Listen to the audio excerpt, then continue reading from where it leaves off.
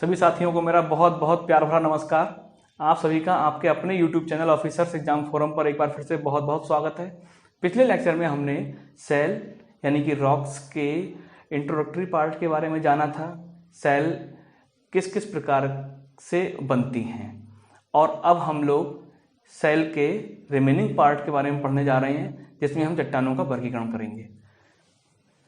चट्टानों का वर्गीकरण करेंगे और उसमें भी 3 प्रकार की चट्टानें होंगी, जिनमें से हम केवल एक प्रकार की चट्टान यानी कि आग्नेय चट्टान के बारे में एक्सप्लेन करेंगे, डिटेल से बात करेंगे। तो चट्टानों को मुख्य रूप से 3 भागों में बांटा जाता है: आग्नेय, अवसादी और रूपांतरित, यानी कि इग्नियस रॉक्स, मेटामॉर्फस और सेडिमेंट्री रॉक्स। अब हम इसमें आग्नेय चट्टानों के बारे में डिटेल से बात करेंगे। अब आग्नेय नाम से भी छुपा दिख रहा है हमें कि आग्नेय, इसमें भी हमें कहीं अग्नि या आग जैसी, और इसका जो इंग्लिश वर्जन है इग्नियस, उसमें भी इग्निस जो कि लैटिन शब्द है और जिसका मतलब होता है आग। तो इस प्रकार से ये कहीं आग से बनने वाली चट्टान की ओर संकेत कर रही है क्या? दरअसल आग्नेय चट्टानें वे चट्टानें हैं जो पृथ्वी के अंदर से जो धधकता गर्म लावा बाहर निकलता है, उस लावा से निर्मित होती हैं। तो इस प्रकार से लावा के ठंडा होने से इन चट्टानों का निर्माण होता है। अब यहाँ पर 2 शब्द हैं, मैग्मा और लावा। थोड़ा समझने की कोशिश करते हैं। मैग्मा और लावा दोनों एक ही चीज की 2 अलग अलग फॉर्म हैं। एक तरह से मैग्मा को हम इंटीरियर फॉर्म कह सकते हैं और लावा को एक्सटीरियर यानी कि बाह्य। जब पृथ्वी के गर्भ से बाहर निकल के आ जाता है तो वो लावा कहलाता है, और उससे पहले वह मैग्मा के रूप में पृथ्वी के गर्भ में होता है।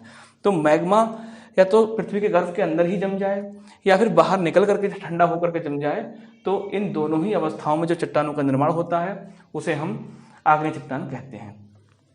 अब इसी चीज में ये सारी चीजें छिपी हुई हैं और इन सब को ही हमें कोई याद करने की जरूरत नहीं है। यहाँ से हमें सारी चीजें वैसे ही वेल अंडरस्टूड रहेंगी कि जैसे जब आग्नेय यानी कि लावा से ये निर्मित हुई हैं, तो लावा जब पृथ्वी के गर्भ से बाहर आया तो वह जमता चला गया, तो उसमें कोई परतें नहीं पाई जाएंगी, क्योंकि उनमें कहीं से भी कोई ऐसी गुंजाइश नहीं है जिसमें कि कोई जीवाश्म पाए जाएं, क्योंकि जीवाश्म पाए जाते हैं जिन चट्टानों का बाद में रूपांतरण होता है या अवसादों का जमाव होता है, तो उसमें अवसाद दब जाते हैं और इसीलिए उनमें अवसाद पाए जाते हैं।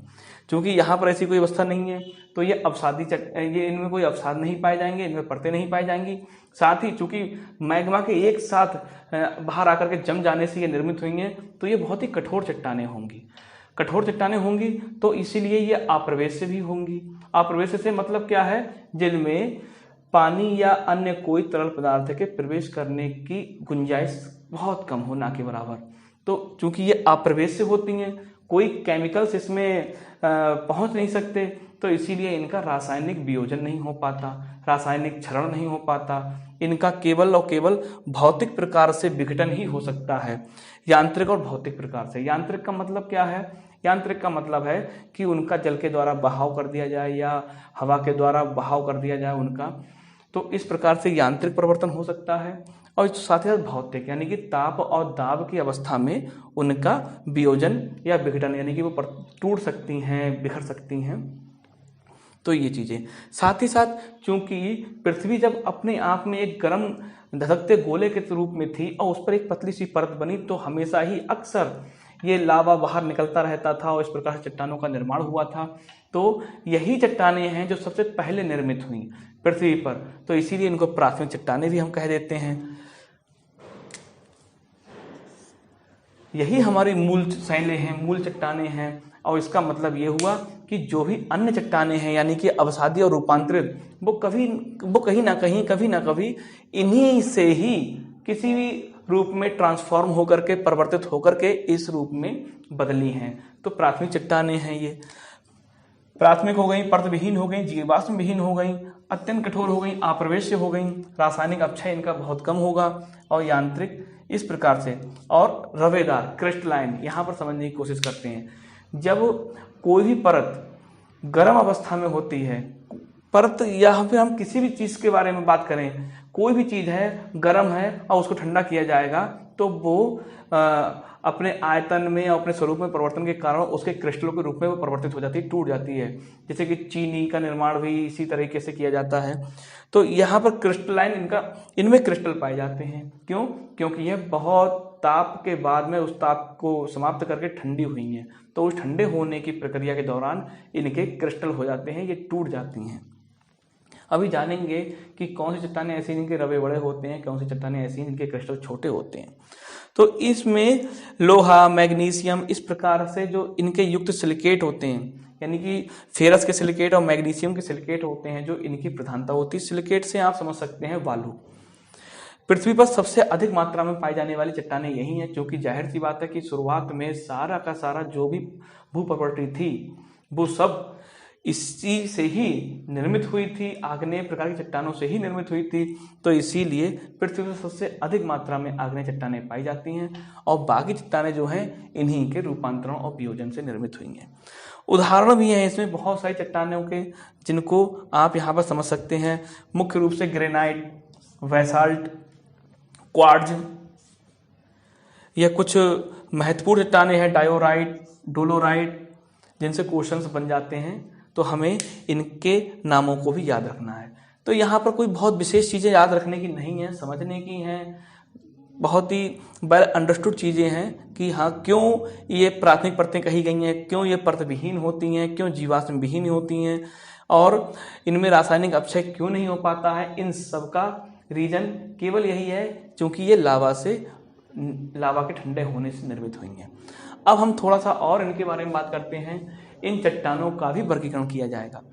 आग्नेय चट्टानों को हम दो आधारों पर बांट लेते हैं। एक तो बनावट या उत्पत्ति के आधार पर उसकी, कि बनावट कौन जो है उनकी किस प्रकार से हुई है।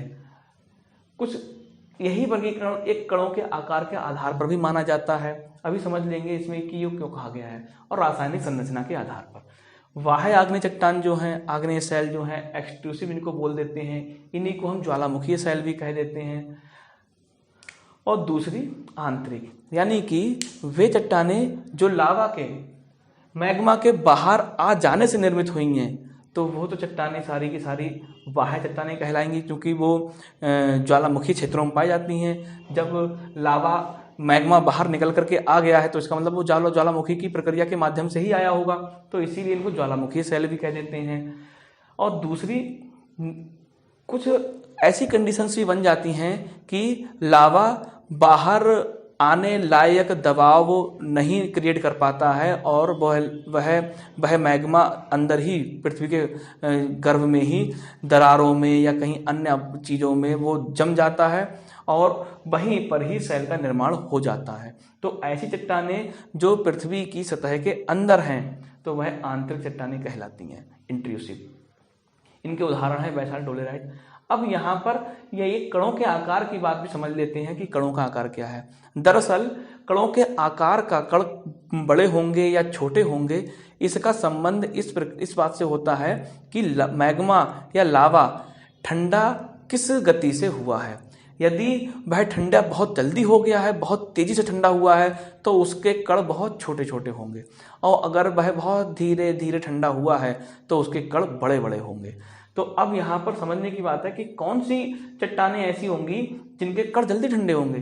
क्योंकि यह मैग्मा पृथ्वी के सतह के बाहर आ गया है, तो सतह पर बाहर आ जाने के कारण बाह्य वातावरण चूंकि ठंडा काफी होता है, तो उसके संपर्क में आने से यह चट्टानें जल्दी ठंडी होती हैं और इसीलिए इनके कण बहुत छोटे होते हैं, महीन कण वाली चट्टानें होती हैं। और दूसरे नंबर पर जो आंतरिक आग्नेय शैल हैं, चूंकि यह पृथ्वी के अंदर ही हैं, तो इसीलिए उतनी ज़्यादा तेज़ी से ठंडी नहीं हो पाती हैं और इसीलिए इनके कण बड़े होते हैं। या हम ऐसे भी कह सकते हैं कि गहराई जैसे जैसे अधिक गहराई में हमें चट्टानें प्राप्त होंगी, उनके कण उतने ही बड़े होंगे। और जो लास्ट की चट्टानें हैं, जैसे पाताली चट्टानें, इनके कण बहुत बहुत बड़े होते हैं। और जो बाह्य चट्टानें होती हैं, इनके कण बहुत छोटे छोटे होते हैं। कुछ चट्टानों के कण इतने छोटे होते हैं कि वो पारदर्शी जैसी दिखाई देती हैं। अगर पारदर्शी, बिल्कुल जो है पारभासी, पारदर्शी दिखाई देती हैं। क्यों? क्योंकि उनके कण बहुत छोटे होते हैं। किसी चट्टान के कण अगर बहुत छोटे हो जाते हैं तो वह चट्टान हमें शीशे के जैसे चमकीली दिखाई देने लगती है और उसमें पारदर्शिता आ जाती है। अब बात करते हैं इसके आंतरिक आग्नेय शैल, इनका भी वर्गीकरण करते हैं। इनको भी गहराई के आधार पर दो हिस्सों में बांट दिया गया है। एक तो वो चट्टानें हैं जो पातालीय आग्नेय शैल हैं। पातालीय, प्लूटोनिक, प्लूटो नाम से ही आपको पता चल गया होगा।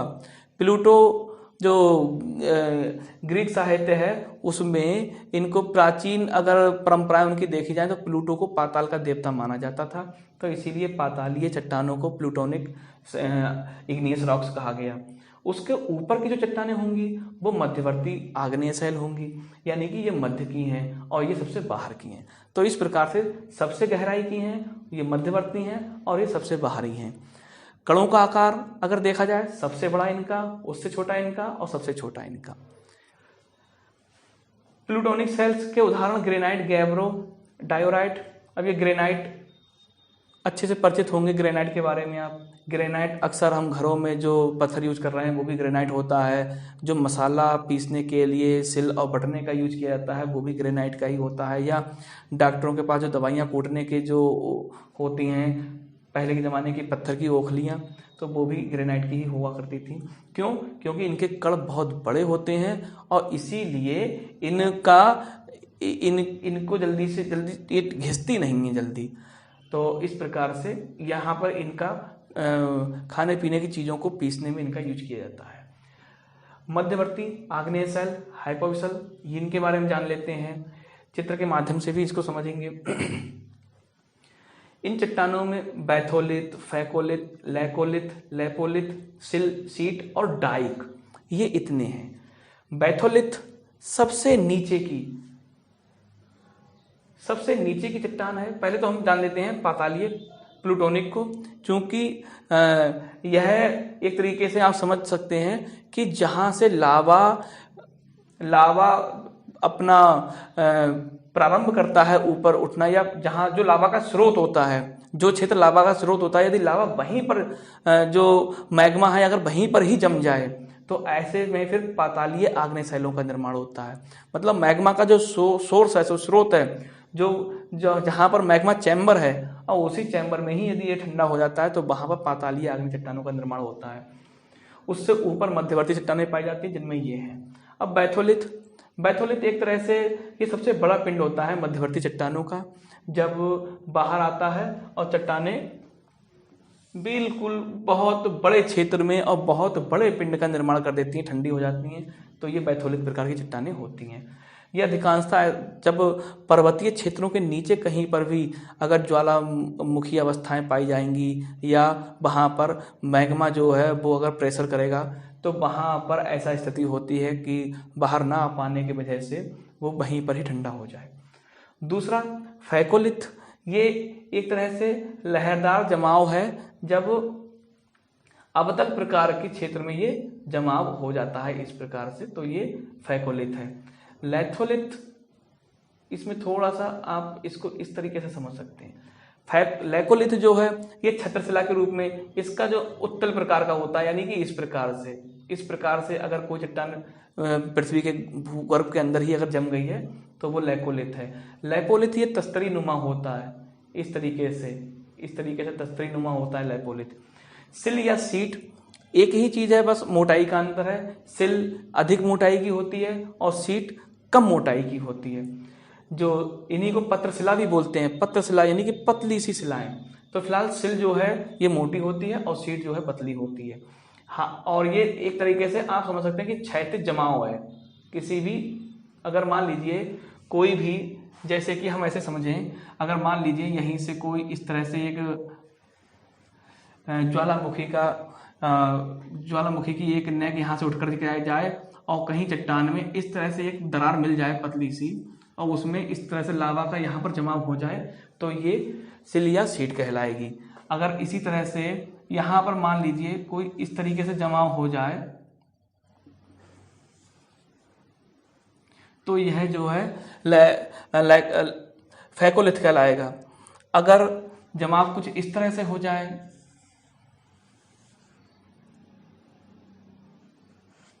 तो यह फिर चूंकि उत्तल प्रकार का है तो इसमें ये लैकोलिथ कहलाएगा। इसी प्रकार से अगर बहुत पतली सी कोई शिला चली जाए इस तरह से केवल, तो यह जो है शीट कहलाएगी, पतली सी। और डाइक क्या है, कभी कभी ऐसा होता है ये जो है इस तरह से ऐसे इसका जमाव हो जाता है और यह पृथ्वी का जो बाकी हिस्सा है वो उसका क्षरण हो जाता है और यह हिस्सा बाहर उभर करके पृथ्वी में बाहर उभर के आ जाता था। चूंकि यह बहुत कठोर होता है तो इसलिए इसका क्षरण नहीं हो पाता है, तो ऐसे ठूंठ जैसा ये पृथ्वी के बाहर निकल के आ जाता है। इसको हम डाइक बोलते हैं। या भित्ति शिला, भित्ति का मतलब दीवार, यानी कि दीवार के जैसे आकृति वाली शिला। तो इस प्रकार से यह आकृतियों के आधार पर भी वर्गीकरण किया गया है और इनके नामों के आधार पर कभी कभी क्वेश्चंस बन जाते हैं, तो इनको थोड़ा सा ध्यान रखेंगे। बैथोलिथ, फैकोलिथ और इनकी आकृतियां किस प्रकार की होती हैं, क्वेश्चंस यहाँ से बन जाते हैं। सिल या सीट, यह जो है छत्तीसगढ़ और झारखंड के क्षेत्रों में भारत में अधिक मात्रा में पाई जाती हैं। और ये जो लेपोलिथ है, तस्त्रीनुमा, ये दक्षिणी अमेरिकी क्षेत्रों में काफ़ी अधिक इनका क्षेत्र है वो।